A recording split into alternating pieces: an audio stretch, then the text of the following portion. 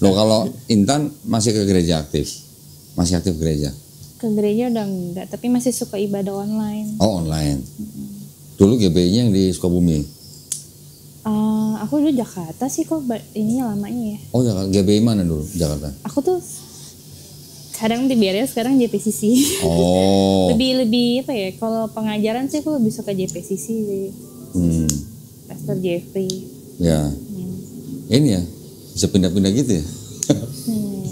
Emang biasanya gitu? Terus perpuluhannya gimana dong? Hah? Perpuluhannya gimana? Aku pribadi. Iya, maksudnya ngasih yang mana? Ngasih semua? Aku apa ya? Kalau datang ke gereja itu, ya kalau di Bali aku ke GBI terakhir tuh. Jadi ngasih di situ. Jadi kalau datang situ ngasih. Oh. Nah, tapi kan berarti kan kalau mau ngasih perpuluhan kan setelah 4 kali datang. Iya. Kan sebulan kan? Iya.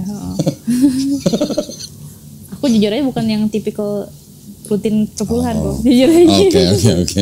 Kayak hati aja kayak ngasih nih gitu kan. Perpuluhan itu setiap minggu atau setiap bulan? Sebulan.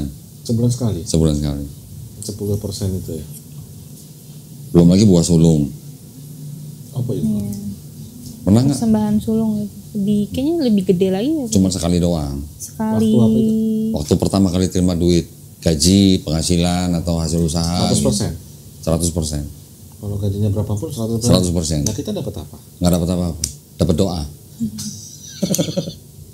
Jadi kalau sebulan udah ngeluarin modal buat kerja, buat ongkos atau makan, besoknya lagi dapat gaji itu semuanya ke gereja, nambah lagi sebulan baru dapat gaji buat kita. Itu pun potong 10%. Masih potongan. Jangan sedih. Aku baru tahu kalau itu. Gaji pertama. Sebenarnya perpuluhan itu sama, konsepnya sama dengan zakat. Kita kan juga ada kan zakat atas pekerjaan, ada juga zakat atas harta, ya kan? Kalau zakat atas harta itu kan setahun sekali. Kalau zakat atas pekerjaan kan kita setiap kali kita terima penghasilan. Zakat di Islam itu kan juga rate-nya kan nggak semua sama, tergantung dari profesi.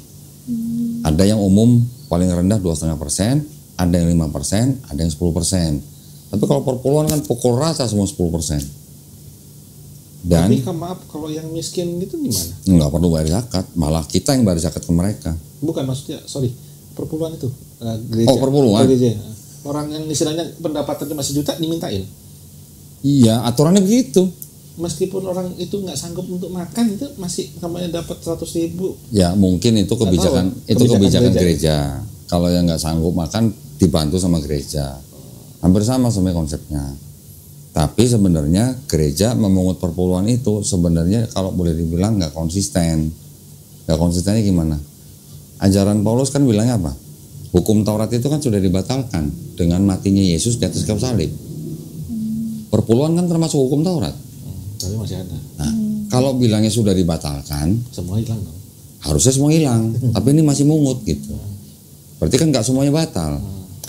Soalnya gitu sih kalau dibilang kalau perjanjian baru emang nggak ada perpuluhan. Jadi ibarat kata kalau nggak salah Yesus udah bilang seikhlasnya ya, semampu kamu gitu. Yesus bilangnya kan ditanya gimana perpuluhannya, yang perlu dibayar bayar, yang perlu dibayar ke Bait Suci bayar, yang perlu bayar ke Kaisar ya bayar. Yesus juga ditanya, kita harus bayar pajak nggak ke Kaisar? Yesus balik nanya, di duitmu gambar siapa? Gambar Kaisar. Ya udah lu bayar. Gitu. Dibayar pajak ketika nemu koin di mulut ikan. Itu Yesus yang bicara sendiri. Iya. Di Masa Alkitab Tuhan bayar pajak? Di Alkitab ada. Ada. Nah logikanya kok Tuhan bayar pajak? Nah itu tanya si Intan. Nggak tahu. Masa Tuhan bayar pajak? Ya aku sih karena dia masih manusia ya, karena masih hidup di bumi lah. Ya. Ada juga pendeta bilang dia kayak mencontohkan kita juga harus menghormati pemerintah gitu. Jadi kalau teologinya Kristen memang gini Mas. Ketika Yesus jadi manusia, ya dia hidup sebagai manusia. Seperti manusia. Ya. Tetapi orang Kristen mempercayai bahwa sosoknya Yesus yang manusia ini itu punya sifat ilahi. Bahkan ketika sudah 450 tahun setelah nggak ada Yesus, gereja gereja tuh meneguhkan teologi mereka bahwa Yesus itu sepenuhnya manusia, sepenuhnya Tuhan. Bilangnya gitu. Nah konsep itu sebenarnya sama dengan kalau kita lihat Hercules misalnya. Hercules itu juga setengah manusia, setengah dewa gitu. Jadi konsepnya kan ada kesamaan.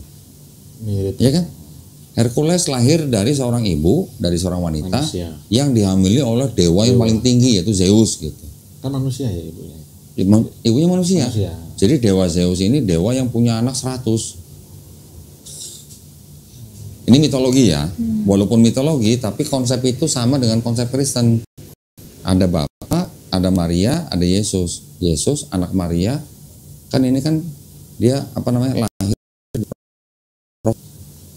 Cuman kalau di Helenisme sama paganisme tuh nggak ada di pribadi Roh Kudus itu belakangan. Setelah ratusan tahun setelah nggak ada Yesus, baru orang punya wacana ini harus 3 gitu. Karena konsep orang-orang zaman dulu selalu menyembah dewa yang triad, 3 tapi 1 tapi 3 gitu. Jadi sebenarnya itu awalnya cuma bapak dan contohnya putra. di Babilonia itu sudah ada trinitas yang pertama kali di dunia. Pribadinya siapa? Namrus, Tamrus, Semiramis. Semiramis ini istri sekaligus ibunya Namrus.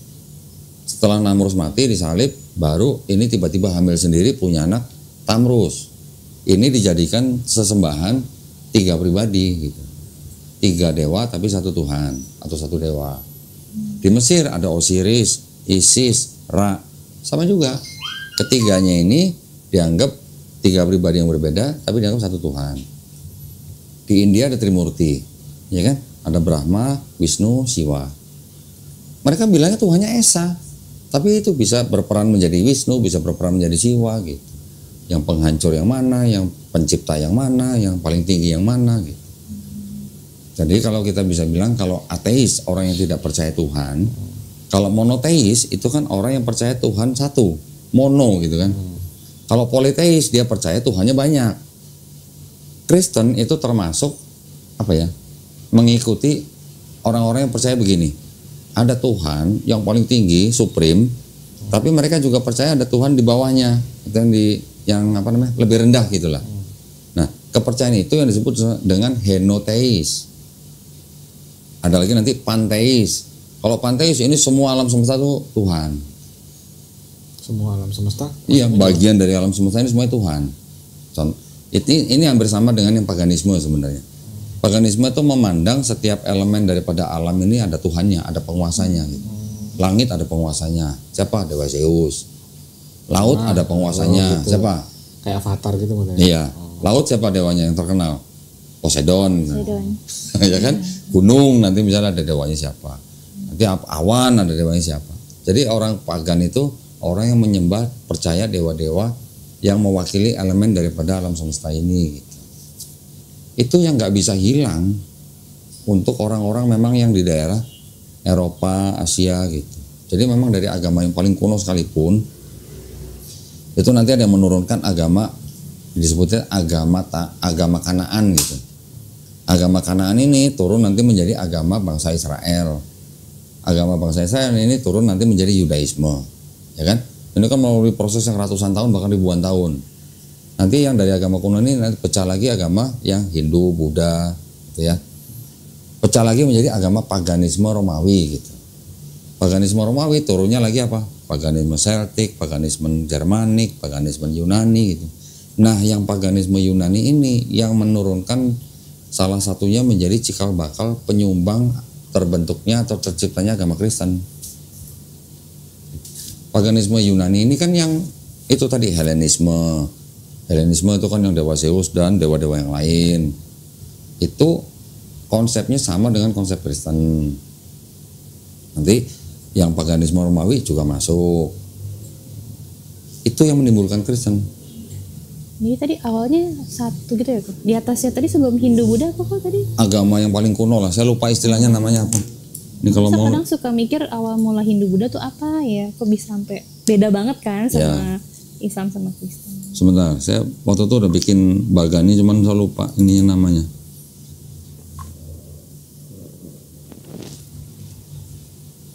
Nasinya enak banget. Nasinya enak banget. Iya, buah kayak Udah. Metronya masih dibuka. Nah ini agama-agama prasejarah tuh yang paling bisa Lacak itu yang namanya Göbekli Tepe. Situsnya ada tuh. Ini yang disebut dengan situs penyembah agama paling tua di dunia. Kelihatan Agama pertama berarti ya. Agama paling tua yang masih ada situsnya tuh. Pakai kuning. Göbekli Tepe. Boleh foto kok? Boleh? Atau nanti saya kirim PDF-nya aja kalau mau. Oh boleh ya. Ya? PDF ya, Pak? Iya, nanti saya buatin PDF. Nah, ini kan yang menurunkan ada politeisme, Mesopotamia kuno. Ini yang turun menjadi pengaruh ke agama Kanaan. Agama Kanaan. Nanti ada yang politeisme Mesir kuno, ini juga yang pengaruh ke agama Kanaan. Kanan tuh? Kanaan suku itu Palestina. Itu, oh. Kayak suku Kanan itu kan? Iya, bangsa Kanaan. Yang tinggal di daerah Palestina itu namanya bangsa Kanaan. Dulu waktu Abraham pergi dari Mesopotamia, dia ke Kanaan dulu. Kanaan itu Palestina, baru Abraham ke Mesir, baru akhirnya menetap di Kanaan.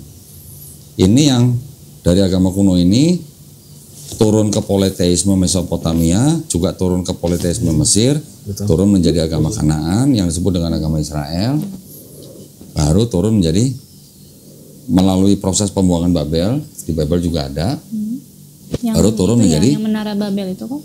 Bukan menara Babel, ini yang bangsa Babilonia menguasai Israel utara dan selatan.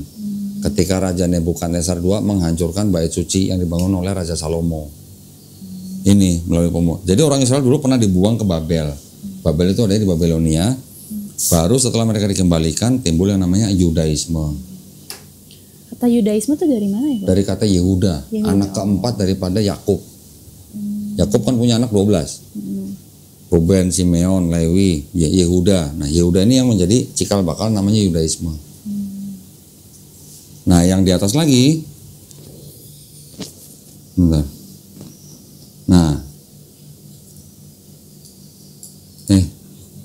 Nah, yang tadi sini menimbulkan juga politeisme Indo-Eropa kuno yang menimbulkan agama Vedik. Agama Vedik ini yang menurunkan Hindu. Nanti ada yang Buddha, gitu-gitu. Sedangkan yang ke Eropa itu turunnya menjadi dari Indo-Eropa ini turun ke paganisme Eropa.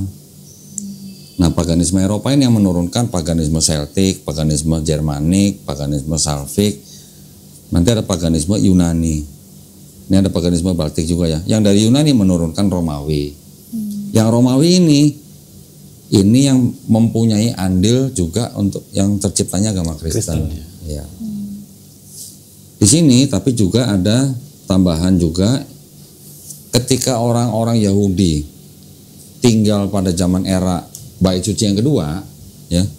Kan Bait Suci kan yang pertama dihancurkan oleh Raja Nebukadnezar. Ketika Babilonia dikuasai oleh Persia masuk nih. Babilonia dikalahkan, orang Israel yang lagi dibuang itu dikembalikan ke Israel. Mereka boleh bangun Bait Suci lagi. Makanya disebut Bait Suci yang kedua.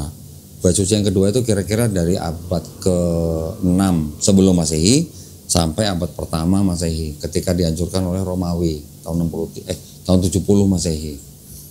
Nah, ketika bangsa Israel hidup pada zaman Bait Suci kedua, itu mereka punya kelompok-kelompok Farisi. Pernah dengar pasti kan Farisi? Ada Saduki, ada Eseni, ada Zelot.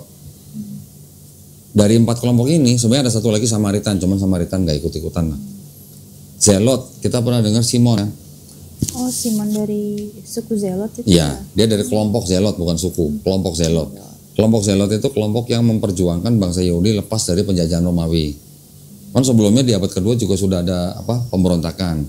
Ada yang disebut dengan Raja Hasmonian gitu. Zelot ini yang berontak. Satu lagi yang Eseni. Kalau Eseni ini kelompok kelompok Yahudi, tapi dia yang mereka suka menyendiri, memisahkan diri. Mereka lebih percaya ke hal-hal yang gaib gitulah, malaikat dan segala macam. Yang Saduki itu tidak ada urusan dengan agama. Mereka urusannya dengan pemerintah Romawi gitulah. Kalau yang Farisi ini yang dikatakan kelompok yang mengikuti Taurat gitu. Jadi yang mempengaruhi Kristen yang mana? Yang Zelot karena ada, yang Eseni karena ada kepercayaan gaibnya. Yang Farisi siapa yang mewakili? Paulus. Paulus ini dari sini, dari Farisi. Cuman ketika Bait Suci yang kedua dihancurkan, orang-orang Farisi ini pindah ke kota Yafne, menimbulkan kelompok yang disebut dengan Rabbinik Judaisme. Jadi mereka yang sekarang kita kenal dengan pemimpinnya rabi-rabi gitulah. Nah, 1, 2, 3 tambah paganisme Romawi, itulah jadi Kristen. Paganisme Romawinya pengaruh gitu ke Kristen. Kalau yang Esseni itu yang dianggap mereka menyendiri di gua-gua, mereka yang menulis Dead Sea Scroll. Pernah dengar ya, Dead Sea Scroll kan? Itu ditulis dari abad kedua sebelum Masehi. Makanya mungkin karena menyendiri jadi ya aku pernah ke sana kan, jadi memang di gua gitu. Iya, banyak kan di gua-gua. Ya. Yang di Qumran itu, itu mungkin tempat mereka bersemedi kali di sono gitu. Qumran itu gua. Qumran itu nama daerah. Ada Yang di Laut Mati itu banyak gua-gua, itu namanya disebut dengan gua-gua Qumran gitu. Di situ yang ditemukan dokumen ini, Dead Sea Scroll. Mana ya? Ada, saya udah beli bukunya Dead Sea Scroll. Nah, cuman yang menimbulkan Kristen ini, Intan tahu nggak bahwa separohnya kitab Kristen itu sebenarnya punya Yahudi? Perjanjian lamanya. Iya. Tahu nggak? Tahu. Tahu. Orang Yahudi yang punya kitab Tanakh, kan mereka punya otoritas juga untuk menafsirkan kitabnya, ya kan? Kristen menggunakan kitabnya orang Yahudi, tapi menafsirkan kitab itu berdasarkan kacamatanya Kristen. Kristen kan percaya Bapak bisa menjelma jadi manusia, jadi Yesus gitu kan. Mereka merubah-rubah kitab sucinya orang Yahudi ini, diterjemahkan ke bahasa Yunani, tapi terjemahannya dirubah-rubah supaya terlihat, supaya terjemahan itu berbicara mengenai Yesus. Yang kayak ayat-ayat Yesaya, nubuatan ya, Yesaya 7:14, Yesaya 96, Yesaya 53, nanti ada Mazmur 22:16, ada Yeremia 31, ada Mika 5 ayat 2, macam-macam banyak. Hampir 300 ayat diklaim bahwa itu nubuat untuk Yesus, kata orang Kristen. Tapi kalau kata orang Yahudi, enggak, itu bukan buat Yesus, enggak ada yang buat Yesus. Orang Yahudi bilang, ayat yang ini buat anaknya Nabi Yesaya, ayat yang 96 ini buat Raja Hizkia. Nanti yang lain ini artinya perjanjian baru Israel dengan Tuhan. Nanti yang Mika 52, oh ini lagi ngomongin keturunannya Daud yang dari Rut gitu. Rut kan leluhurnya Daud. Nanti yang ya apalagi Mazmur 22 misalnya. Ini bukan untuk Yesus, ini Raja Daud lagi curhat gitu. Karena dia dikhianati sama anak, bahkan sama penasihatnya sendiri, dia lagi curhat, dia ngomong, Allahku, Allahku, mengapa kau meninggalkan aku gitu. Itu dianggap sebagai kata-kata yang diucapkan oleh Yesus di atas kayu salib, Eli, Eli, lama sabachthani gitu. Padahal yang di Mazmur 22:16 ini lagi ngomongin curhatnya Daud, karena dia lagi dikhianatin sama orang-orang dekatnya gitu. Jadi ada semacam kacamata teologi Kristen yang mencomot-comot ayat ini, dianggap ini nubuat untuk Yesus. Padahal orang Yahudi bilang bukan, ini nggak ada hubungan sama sekali sama Yesus. Tapi yang ayat yang Eli lama sabachthani itu di Mazmur kan berarti ada kok. Ada, tapi yang waktu Yesus disalib ada lagi. Ada. Berarti maksud kok jadi yang di pas disalib itu ditempel gitu. Iya, seolah-olah Yesus mengulang perkataan Daud gitu. Apa nggak mungkin Yesus memang ngomong itu, jadi kayak ada double kalimat gitu. Gini, ini kan tulisan orang-orang ya, yang di 4 gospel tadi, Matius, Markus, Lukas, Yohanes, ini kan tulisan orang-orang yang tidak tahu namanya siapa. Sampai sekarang nggak tahu pengarangnya. Orang-orang ahli perjanjian baru bilang ini yang nulis bukan saksi mata langsung. Semuanya kan anonim, nggak ada namanya. Selama ini kupikir ya Matius ya Matius. Ya, itu tradisi. Yang memberi nama Matius, Markus, Lukas, Yohanes siapa? Tahu nggak Intan? Enggak. Bapak gereja. Di abad kedua, 100 tahun setelah Yesus nggak ada. Pertama Santo Papias, tahun 135 Masehi, memberi nama Matius dan Markus. Papias bilang Matius ini yang pemungut cukai, salah satu murid Yesus. Markus ini muridnya Petrus, kata Papias nih. Markus muridnya Petrus. Kemudian di tahun 185 Masehi, berarti udah berapa tuh? Udah 150 tahun setelah Yesus nih. Ada bapak gereja namanya Santo Irenaeus.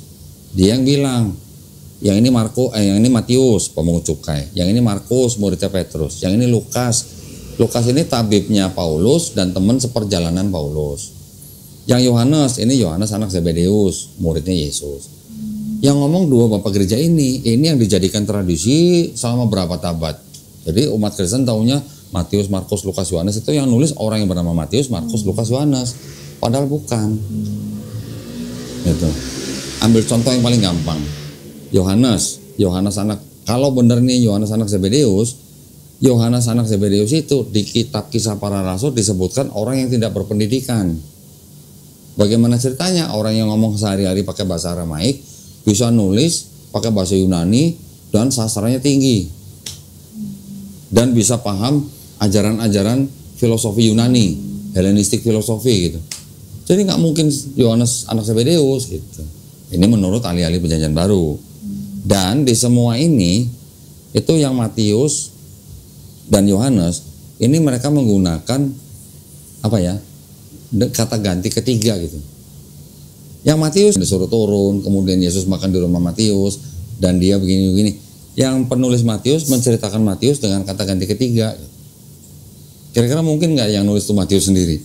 Namanya Levi. Kata gitu. ganti ketiga berarti Si penulis ini sedang menceritakan Matius. Dia begini gitu. harusnya kan saya gitu. Harusnya aku dong atau saya. Begitu juga yang Yohanes. Yang Yohanes juga ngomongnya pakai kata ganti ketiga. Nah itu yang dibantah sama ahli Perjanjian Baru semua. Lukas nggak pernah ketemu Yesus. Markus nggak pernah ketemu Yesus. Jadi orang ahli Perjanjian Baru bilang, selain daripada yang nulis ini semuanya anonim, mereka bukan saksi mata langsung dan mereka tidak mengenal saksi mata langsung.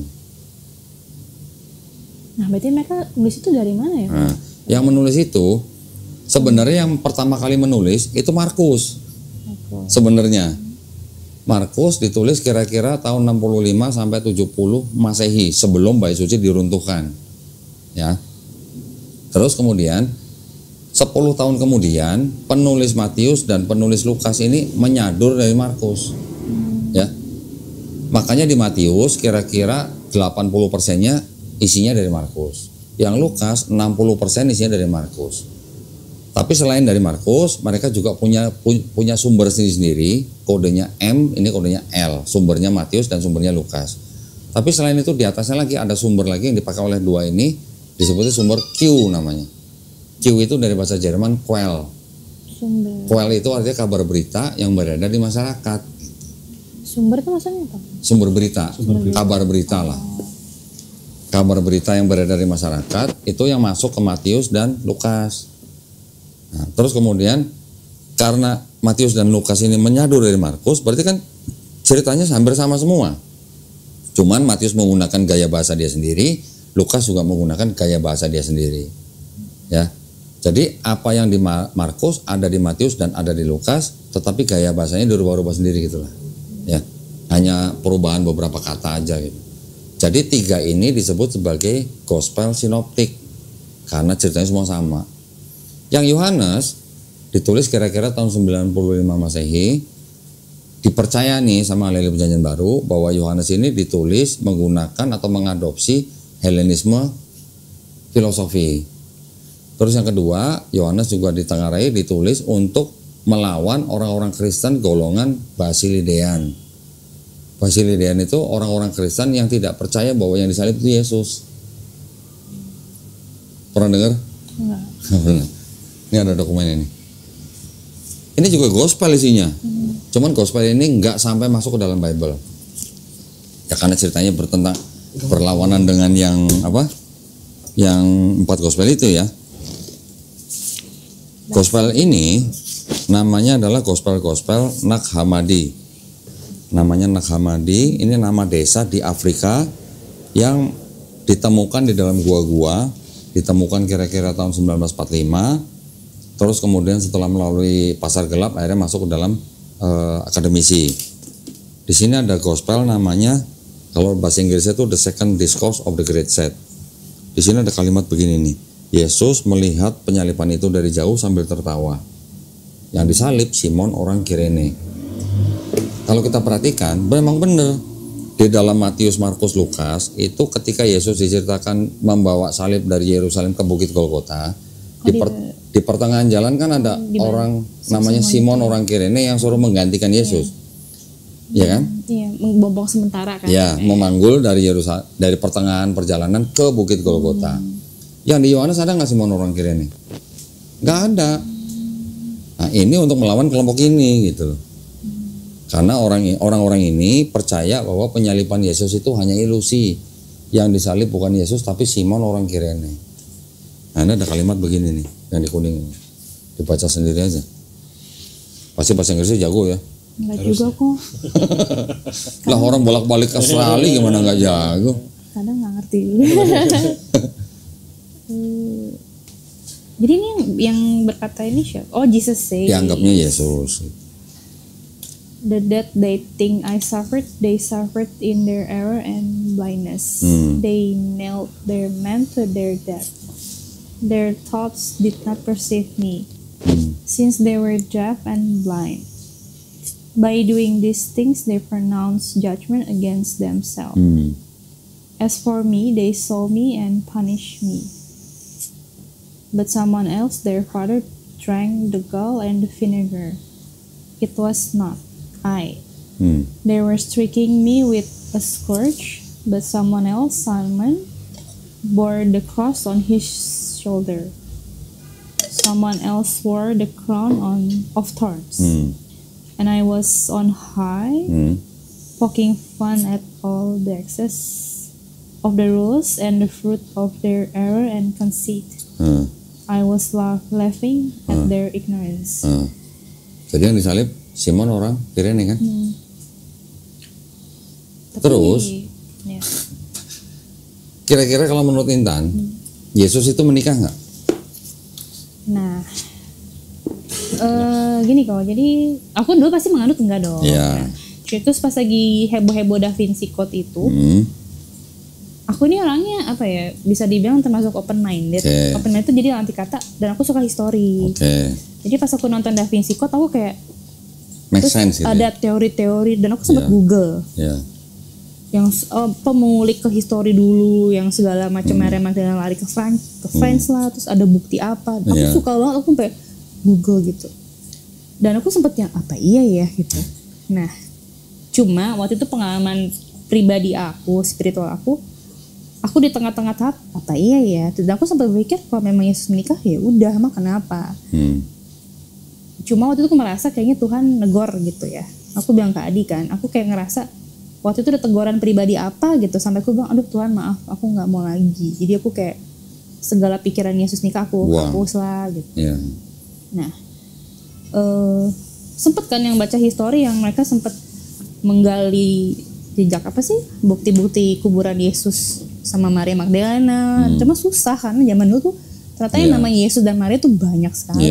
Nama pasaran itu. Nama pasaran. Nah, dan aku kemarin sempat nonton di YouTube kan, ada YouTube channelnya Detektif Astral. Waduh. Aku suka kan yang kayak agak-agak indigo mistis. Nah, mereka tuh anak-anak indigo ini bisa kayak apa ya? Mereka lagi meneliti lukisan Da Vinci itu kan yang The Last Supper. Nah, mereka tuh bisa masuk ke pikirannya si Leonardo. Apa sih yang Leonardo pikirin pas lagi ngelukis itu? Nah, terus ada satu indigo ini dia bilang, aduh saya nggak bisa ngomong banyak.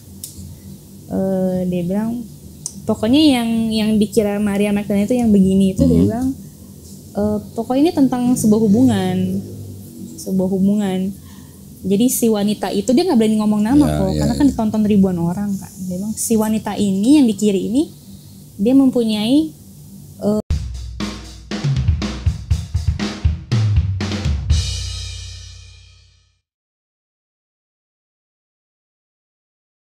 perasaan yang dalam ke pria yang di tengah. Sebelah kanan Yesus dong. Yang si Yesus itu. Tapi dia gak berani ngomong nama. Iya, sebelah kanan Yesus dong. Dia bilang, pokoknya dia memiliki perasaan kagum yang mendalam. Dan ternyata lukisan The Last Supper itu dilukis Leonardo itu dengan perasaan berkecamuk katanya. Jadi katanya ada semacam tekanan. Jadi si Leonardo itu dia lukis tuh karena ada suruhan katanya. Dan percaya nggak percaya, jadi di lukisan itu kan ada sebelah kiri sebelah kanan tuh muridnya kebagi dua. Ternyata yang sebelah kiri itu disebutnya pro, yang kanan tuh kontra. Jadi ternyata peristiwa Last Supper itu agak drama. Jadi murid yang kontra ini katanya aku nggak tahu sih yang kontra siapa yang kanan itu. Kalau nggak salah termasuk Simon Petrus itu ya. Katanya mereka detik-detik menjelang Yesus salib itu mengetahui sebuah fakta dan itu bikin mereka kecewa. Jadi ternyata sosok yang di tengah itu tidak seperti yang mereka pikirkan. Mungkin namanya dia kayak guru yang mereka kagumi, mungkin membuat sebuah peristiwa apa di akhir-akhir sebelum disalib, jadi mereka kecewa. Ya, aku sempat mikir apa mungkin kecewa karena dia menikah sama si Maria Magdalena gitu kan.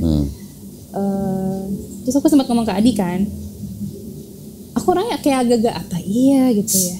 Jadi di satu sisi kekristenan aku tuh apa ya, kalau Kristen yang saklek banget, apa nih gue nggak mau denger gitu, langsung menolak. Aku kadang seperti itu, tapi kadang aku kalau denger gitu apa iya ya gitu kan.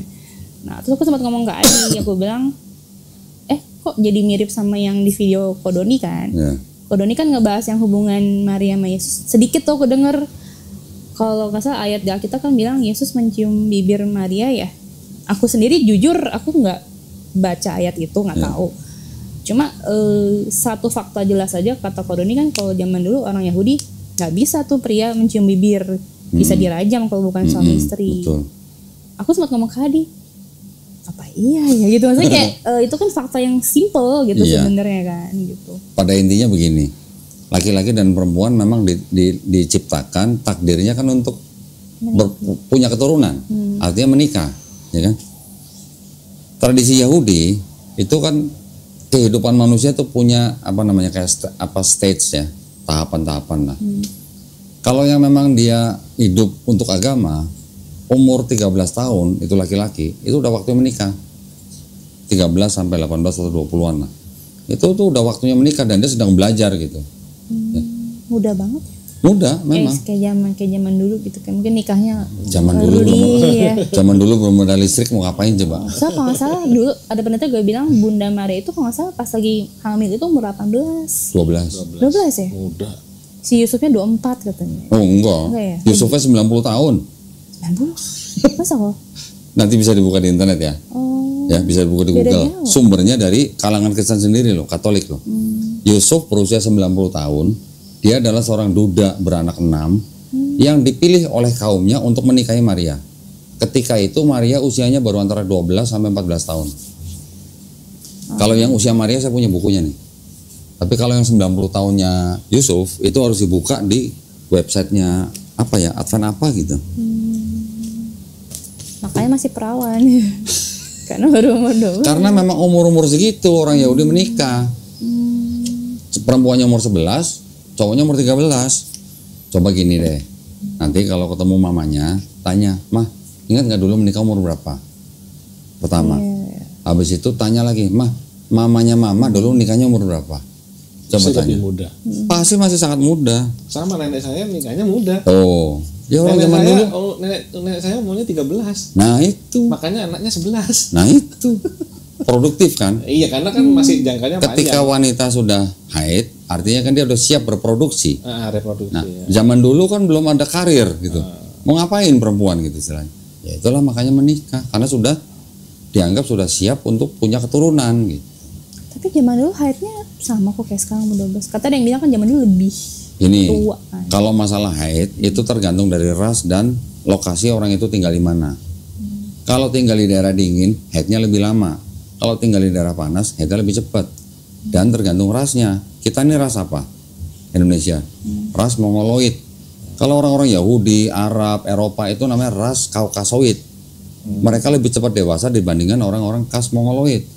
Apalagi kalau mereka hidup di tempat yang panas. Itu lebih cepat haidnya. Umur 9 tahun juga sudah bisa haid. Di Indonesia sekarang anak umur 10 tahun juga udah ada yang haid kan? Banyak. Anak perempuan. Itu baca di situ. Umur berapa? 12 kan? Ya sama halnya dengan peraturan Indonesia menikah dulu kan masih muda. Iya. Nah, sekarang, bahkan di Amerika abad-abad 18 standar minimum menikah ada yang umur 11, 14, 16 tergantung dari negara bagiannya. Ya itu kadang-kadang saya gini loh kok. Kayak Nabi Muhammad nikahin Aisyah nih komplain terus. Nah ini dipikirkan kalau saya nggak lihat di internet. Nah, nanti ya kalau mau masuk ke situ. Sekarang kita ke Maria dulu aja. Maria usianya berapa? 12 tahun kan? Ini kan saya nggak ngarang, ada dokumennya. Tapi sayangnya gospel ini tidak masuk ke dalam Bible. Ya. Gospel apa? Itu namanya Protevangelium of James. Yang bikin siapa? Ya ini diterjemahkan dari gospel-gospel yang sudah ditemukan, cuman tidak masuk dalam kanon gitu. Ini sama orang Kristen sekarang disebutnya adalah apokrifa. Gospel-gospel yang sebenarnya apokrifa tuh dulu artinya dirahasiakan. Tapi zaman sekarang orang Kristen bilang apokrifa itu palsu. Kenapa? Karena tidak diketahui siapa yang nulis. Kalau pakai standar nggak tahu. Kalau pakai standar karena yang nulis nggak tahu siapa disebut apokrifa, berarti 4 gospel Matius, Markus, Lukas itu juga sebenarnya harusnya apokrifa. Karena juga nggak tahu siapa yang nulis gitu. Iya, anonim. Hanya karena pilihan pemuka agama pada saat itu, oh yang ini cocok masuk gospel, masuk Bible, ini cocok masuk, ini cocok. Oh ini enggak, jangan. Karena bertentangan ceritanya. Itu juga aku mau tanya kok, jadi sebenarnya yang menentukan Matius, Markus, Lukas itu masuk dijadiin Alkitab itu siapa? Bapak-bapak gereja. Bapak gereja tahun abad, Itu baru di abad keempat. abad keempat. Mulai dari 360-an, terus kemudian 370 atau 80, terakhir 397 di kota Kartago di Afrika Utara. Baru Bible selesai di kanon. Pertama di Roma, kemudian Laodikia, kemudian Kartago. Itu baru abad keempat, 400 tahun setelah nggak ada Yesus. Baru selesai kanonnya. Belum lagi nanti ada konsili mana yang memperbaiki kanonisasi itu. Termasuk perjanjian lama juga mereka kayak yaudah ini deh gitu. Oh bukan, kalau perjanjian lama itu sebelum kanon yang perjanjian baru. Saya harus mulai dari mana dulu? sebentar ya. Ini dulu ya. Ini termasuk di dalam dokumennya ini apa tadi? Nag Hammadi ya. Nag Hammadi ini ada sebuah gospel namanya Gospel of Phillips. Gospel of Phillips ini juga tidak masuk ke dalam Bible. Baca sendiri ya. Jangan saya yang bacain. Nih, yang kuning ini. Oh ini ya, Mary Magdalene ya? Coba dibaca. Wisdom and Mary of Magdala. Wisdom, who is called barren, is the mother of the angels. The companion of the Savior is Mary of Magdala. The Savior loved her more than all the disciples, and he kissed her often on her mouth. Oh ini yang kode di video itu. Tapi kalau di Alkitab nggak ada. Tapi kalau kita kembalikan ke standar nih, standarnya orang Yahudi, kalau orang namanya rabi, hampir dipastikan dia pasti udah menikah. Itu standarnya orang Yahudi. Ya, mungkin ada satu dari sekian ribu rabi yang tidak menikah, mungkin ada. Tetapi kalau namanya rabi itu pasti udah menikah. Sekarang Yesus di Bible yang sudah dikanon disebut rabi nggak? Dipanggil rabi nggak? Dipanggil, disebut rabi. Yang nyebut Yudas malah. Bukan aku ya rabi. Nah, ketika ada Yesus bilang nanti ada yang berkhianat gitu. Yudas yang ngomong, bukan aku ya rabi gitu. Yesus disebut rabi oleh murid-muridnya sendiri, bahkan oleh orang-orang bangsa Israel pada saat itu. Jadi kalau dia rabi, kemungkinan besar dia pasti menikah gitu. Apa mungkin pengecualian?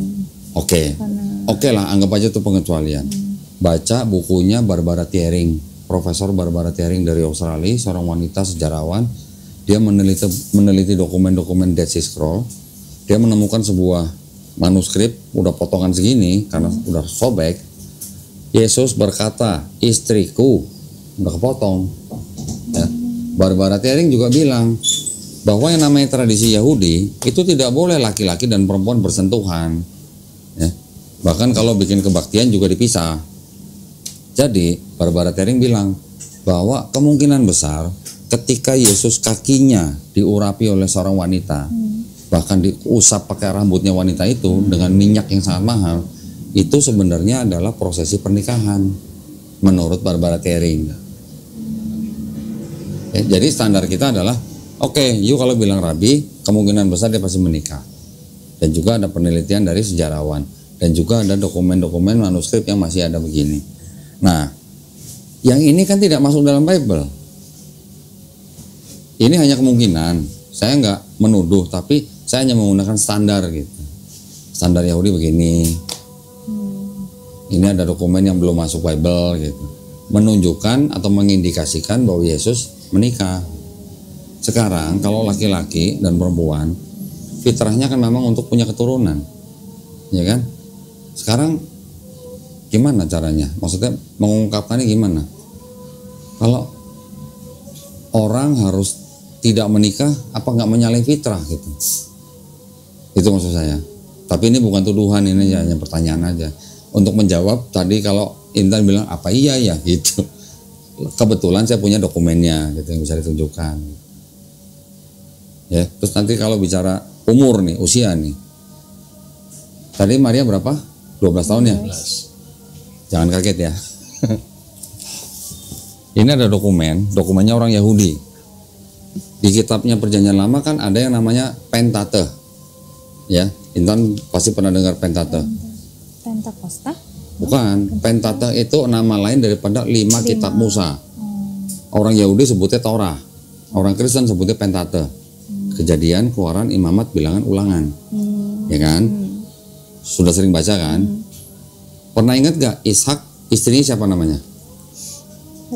Ribka. Berapa tahun? Gak disebutin. Tapi di sini ada komentari atau tafsir daripada rabi-rabi Yahudi. Ya, kita lihat nih umur berapa nih. Jadi kalau kita bicara nikah itu bukan berarti konotasinya udah tidur bareng, bukan gitu. Orang bangsa Semit itu ada yang namanya tradisi kayak orang di booking gitu. Dari kecil ini gue booking ya buat bakal bini gue nih gitu. Tapi dia udah diambil, tapi bukan untuk ditiduri. Jodohin kayak gitu. Dijodohin gitu. Sebentar.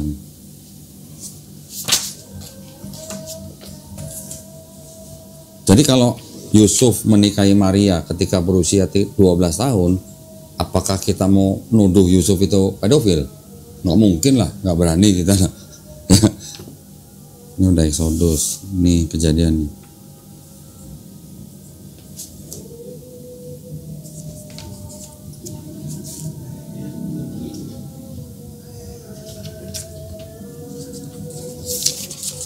Saya bukannya harus hati-hati nih soalnya kertasnya tipis banget nih. Itu huruf apa? Ini bahasa Ibrani. Ibrani? Ibrani. Nah, Jelas mirip Santa Kerta. ada hubungannya. Ya? Ya, ini diambil dari Kejadian 24 ayat 52 sampai 62. Di sini kan ada cerita ketika Ishak meminang Ribka untuk jadi istrinya. Ya, ini ada tafsirnya Rabi Yahudi. Boleh dibaca sendiri nih. Ini kitab namanya? Ini namanya kitab The Chumash. Chumash ini isinya cuma 5 kitab Musa tadi, cuma Kejadian sampai Ulangan, tapi ada tafsirnya gitu. Yang mana kok? Yang Nih yang ditandain kuning, merah. And her nurse, according to the most common rabbinic chronology, the nurse was sent along because Rebecca was but 3 years old at the time, so that she would have needed someone to care for her.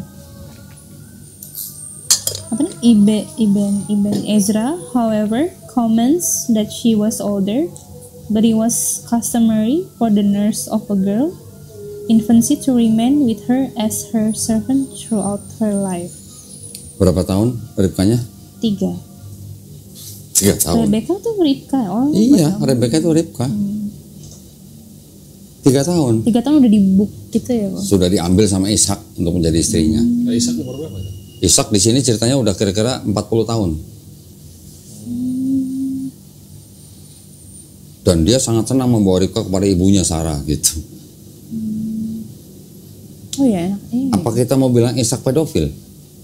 Enggak gitu. Kita nggak tahu standar moral zaman itu dan kita tidak tahu tradisi mereka.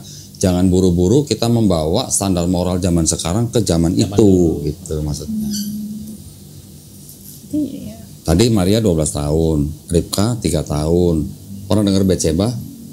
Betsebanya itu yang sama Daud ya? Daud. Betseba kan istri orang. Binor gitu. Kan dizinai sama Daud kan? Serius kok? Serius, tanya nih orang. Pasti tahu. Tahu kan?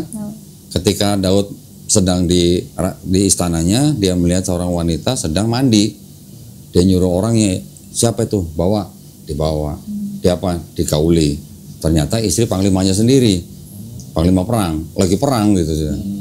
Namanya siapa? Uria siapa? Iya, Uria. Uria ya? Iya. Pas ketika panglimanya pulang, diatur sama Daud supaya cepetan balik ke medan perang dan di paling depan gitu. Biar apa? Biar bisa itu. Biar cepat mati. Oh, cepat mati. Berarti kan Daud punya rencana pembunuhan terhadap panglimanya sendiri karena taruh di depan supaya cepat mati. Bener, cepat mati. Nah, baru Batseba dinikahi sama Daud. Tapi sudah keburu berzina. Tahu nggak kira-kira berapa umurnya Batseba?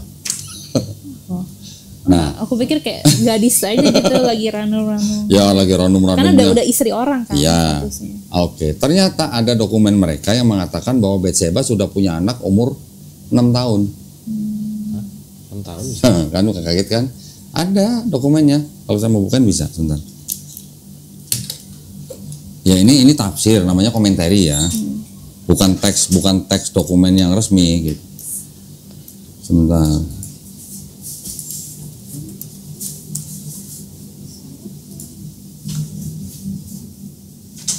Ada di namanya Sanhedrin 69b. Sanhedrin itu adalah tulisan tafsir-tafsir dari kalangan Yahudi. Usianya berapa tuh? Batseba melahirkan Salomo ketika dia berusia 6 tahun. Salomo malah yang dilahirin 6 tahun. Salomo itu Sulaiman. Salomo itu Sulaiman. Oh, Salomo tuh anak. Karena seorang wanita lebih kuat dan bisa mengandung pada usia lebih dini. Ketahuilah, ini udah terjemahan ya. Ketahuilah bahwa ini benar bahwa wanita hamil pada usia yang lebih dini seperti Batseba telah melahirkan seorang anak dari David sebelum melahirkan Salomo. Salomo anak kedua loh. Kalau melahirkan Salomo umur 6, kakaknya Salomo itu dilahirkan waktu Batseba umur berapa? Ya, mungkin 4, mungkin 4 kan. Nah, tahu nggak kakeknya Batseba itu siapa? Hah? Ahitofel. Oh. Ada di Bible. Saya pernah dengar sih. Ahitofel itu kakeknya Batseba, juga penasehatnya Daud. Akhirnya mengkhianati Daud lah si Ahitofel ini. Ahitofel ini menurut kalangan Kristen dan menurut kalangan sejarawan dipercaya mati umurnya nggak lebih dari 33 tahun. Sudah jadi kakek umur 33 tahun. Kalau 33 tahun sudah jadi kakek, umur berapa dia pertama kali punya anak? Berarti kan antara umur 10 sampai 12 tahun sudah punya anak. Ya kan? Nanti anaknya si Ahitofel itu punya anak di umur sekitar 10 sampai 12 lagi. Berarti Ahitofelnya umurnya sekitar 20 sampai 22. Umur 33 Ahitofel udah punya cucu. Batseba gitu. Nah, ketika Ahitofel ini mati, si Batseba umur berapa gitu. Itu bisa dihitung mundur umurnya. Ketika kita hitung mundur, selain daripada bukti ini, saya udah ada perhitungannya. Batseba itu ketika digauli oleh Daud, yang ketika waktu itu masih menjadi istri orang, umurnya Batseba itu tidak lebih dari 7 sampai 9 tahun. Nanti kalau mau perhitungannya saya bisa kasih. Agak ngejelimet memang hitungnya, mundurnya. Itu kalau kayak umur-umur gitu, faktanya dari mana ya maksudnya? Tradisi Yahudi sendiri. Tradisi Ya, Rabi mereka mengatakan begitu. Bahkan ada yang bilang usia 3 tahun 1 hari itu udah boleh digaulin. Ya walaupun ada beberapa rabi yang membantah, tapi tradisi Yahudi yang ada ya tulisannya begitu gitu. Makanya tadi saya bilang wanita usia 11 tahun, itu udah waktunya menikah. Laki-laki 13 itu udah waktunya menikah. Kalau yang Yusuf itu umur 60 itu 90. 90. Saya cariin sebentar ya. Tenang, ada datanya.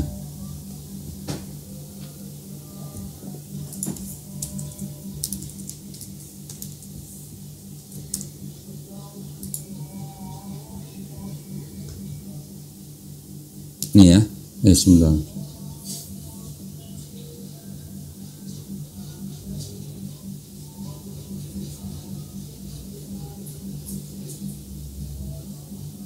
Kalau nggak salah di buku yang tadi yang Prototype Evangelium of James itu juga ada kok.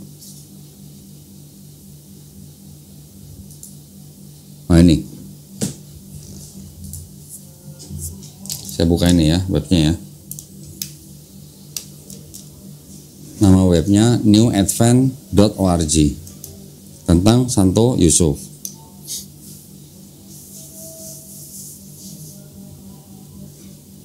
Sebentar.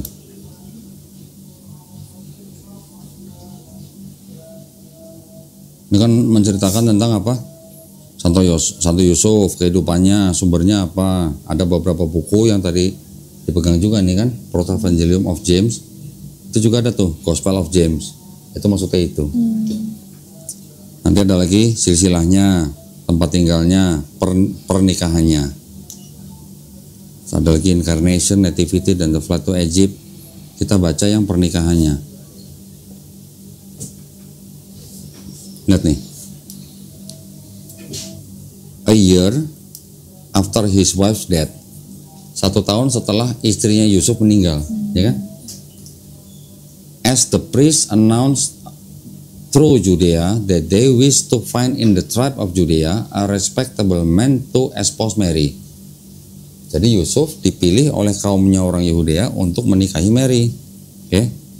Then 12 to 14 years of age. Mary usianya 12 sampai 14 tahun. Joseph, who was at the time, berapa nih? Baca nggak? Baca. Ini nih yang saya blok. 90 years old. 90, bukan 19. 90. Opa, anaknya 6. Gimana ceritanya? 90 tahun dinikahkan dengan wanita usia 12 tahun. Apa memang dulu tradisi begitu ya? Memang tradisi begitu. Tradisinya mereka, karena si Maria ini hamil tanpa suami, maka akhirnya dipilihkan suami. Oh, itu ini sesudah hamil baru. Iya, dipilih. dijodohin. Iya, bukan sebelumnya. Tapi di itu. Alkitab mereka tunangan dulu ya. Iya. katanya. Tunangan, tapi ternyata dia sudah hamil dari Roh Kudus, tulisannya kan begitu. Oh. Cuman di Bible kan nggak ditulis Yusuf dipilih oleh kaumnya untuk menikahi Maria, kan enggak. Kalau di Bible kan ceritanya Yusuf ketika tahu bahwa Maria sudah mengandung, dia mendapat mimpi bertemu dengan malaikat Gabriel untuk menikahi Maria. Baru akhirnya Yusuf menikahi Maria. Emang rencana mau nikah sih katanya udah tunangan, tapi dia sempat kayak di hatinya dia mau mundur. Iya, tapi Cuma dari dokumen sekunderinya ngomongnya begini. Ya itu nih, Protevangelium of James. Ini juga mungkin diceritain gitu. Sebentar ya. Ini kan macam-macam ceritanya, ada Maria di bait suci, Maria dibawa ke bait suci.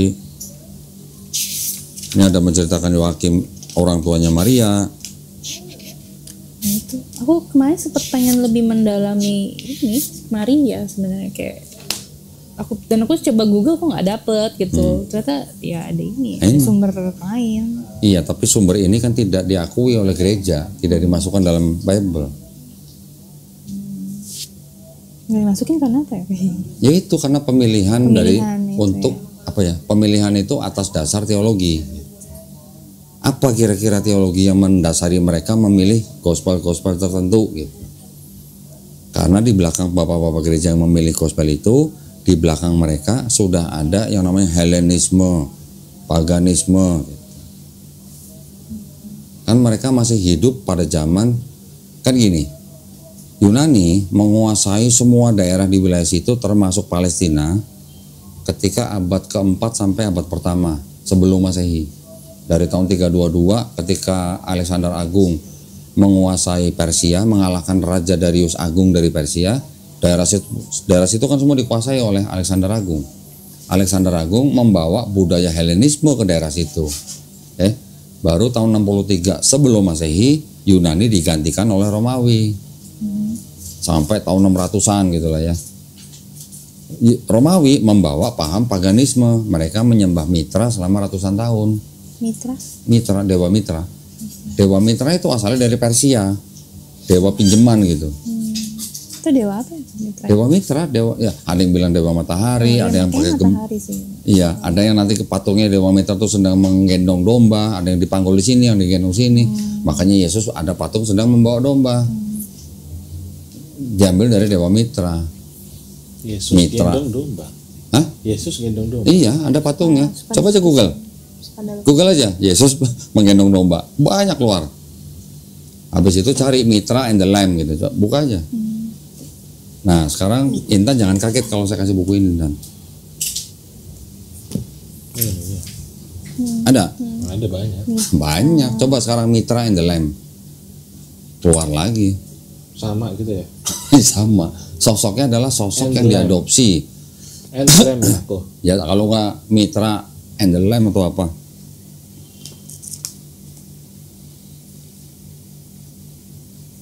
Pasti banyak.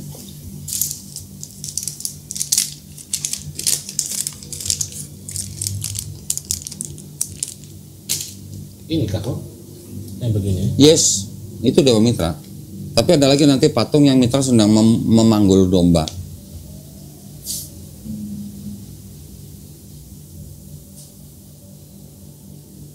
Ini berarti ngikutin dia ya Pak ya? Saya gimana ya ngomongnya ya? Coba tolong Intan yang bahasain coba. Oh iya. Nih, pertama kali keluar tuh. Lagi gendong gitu. Ya? Nah, Ya, itu. ini yang gambar sampai mirip. Ini Yesus kan? Ya, enggak, mitra tulisannya. Iya, ini kan gambar Yesus. Apa bedanya sama yang gambar ini? Atas sama bawah nih. Yesus manggul domba, ini Dewa Mitra manggul domba. Apa bedanya? Sama-sama gendong. Mitra juga diceritakan juga apa? Pernah dengar Yohanes 14:6? Yesus berkata, akulah jalan dan hidup dan kebenaran. Yesus disebut sebagai terang dunia. Yesus disebut sebagai gembala yang baik. Bener kan? Ini itu juga satu ayat yang gue kayak mau nanya ke Dondi sih. Udah pernah nonton video saya nunjukin buku ini belum? Oh, ini malah ada mitra Last Supper juga ya? Iya, ceritanya mirip sekali dengan Yesus. Nanti jangan kaget lagi ceritanya Krishna yang di India. Itu juga lebih mirip lagi sama Yesus. Emel ya? Ini kalau udah pakai hijab kayak lu nih Mel, mukanya Mel. Sejenis. Cuman beda kacamata doang nih kayaknya nih. Sipit-sipitnya sama nih. Mana sipit kok kakak sipit kok? Hah? Sipit lah. Sipit lah sama ini. Putih-putihnya kan sama. Nih. Tapi nggak kelihatan Chinese mau tahu. Chinese lah, kelihatan banget Chinese. Nah ini lah orang saya apa? Ong Oh. Ong apa oong? Oh. Ini ada buku nih, The Greatest Celestial Deception, yang nulis Sam Oputa, bukan orang Islam yang nulis. Dia juga mungkin sejarawan. Ini bacanya yang kuning. Mitra like Jesus was venerated as the way, the truth, the life, the light, the word, the Son of God, and as the good shepherd. Ini sih. Yang mana gelar yang mana yang tidak ditujukan kepada Yesus? Sama bahkan the word. Ini sih kalau ada yang pahatan mitra mirip banget nih Yesus. Apa? Nggak tahu ya ini mitra apa bukan yang di tengah. Ini sih menurut aku paling mirip sih ini. Paling mirip. Kayaknya nggak tahu ya. bisa dibaca itu. Mesti baca dulu ya. Mitra. Ya pokoknya gini. Pokoknya entar gini. Sebelum ada cerita tentang Yesus yang begini menurut Kristen, ada yang begini nih. Oh, Mitra was born on December 25. Nah lo. Berapa? Bon? December 25. Oh iya. Natal itu ya. The mediator between heaven and earth. Nah, apa bedanya sama Yesus? Dan ini jauh sebelum Yesus ya Pak? Oh iyalah.